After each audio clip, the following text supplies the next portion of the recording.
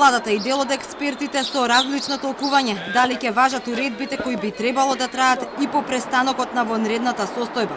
Според експертите кои ги консултираше Телма, правното дејство на уредбите престанува со престанокот на вонредната состојба. Ова практично би значило дека ако председателот Пендаровски не донесе одлука за продолжување на вонредната состојба и после 16 мај, бизнисот нема да види ниту денар од 14.500 денари државна помош за исплата, особено на мајската плата, за која рокот за аплицирање е до 7 јуни. Виси и уредбата за субвенционирање на 50% од придонесите, за враќањето на отпуштените работници и многу други, но ќе треба да продолжи извршувањето, но и учебната година. Трендафил Ивановски, поранешен председател на Уставен суд, за Телма вели дека со оглед на сегашната состојба каде што собранието не е во функција, владата ќе мора да најде начин да се премости тој правен вакуум, но без да се крши уставот, а особено не допуштајќи секој да го толкува уставот така како што ќе му текне.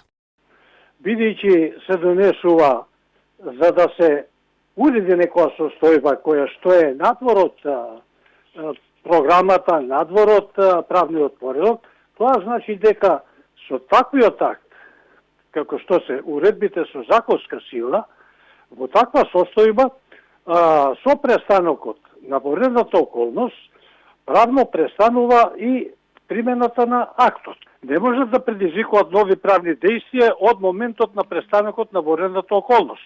Професорката Ана Павловска-Данева пак вели ниту уставот, ниту законот за влада не го уредуваат прашањето за време траењето на дејството од уредбите со законска сила што се носат во вонредна состојба. Дали по автоматизам со завршувањето на вонредната состојба треба да прекинат и овие обврски или права sejedno за граѓаните, или треба да се утврди со отпосле со закон на собранието дека тие престануваат да важат или дека продолжуваат да важат sejedno, не е воопшто уредено во нашиот правен систем. Од тука ќе треба да се вади аналогија и да се толкуваат досегашните одредби и за жал може да настане една не многу посакувана состојба кога различни правници, а особено различни институции различно ќе го толкуваат ова прашање.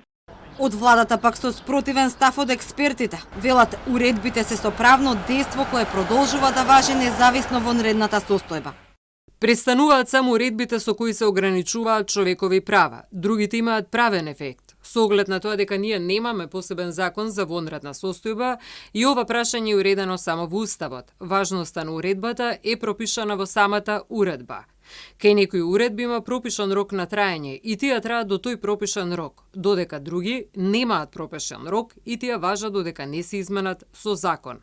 Оттаму појаснуваат и дека практично, доколку заврши вонредната состојба по истекот на вторите 30 дена, за првачињата нема да важи стариот закон кој ќе оневозможи упис, туку уредбата која ќе овозможи упис и во септември, а исто и таа за упис на матурантите на факултетите без положена матура.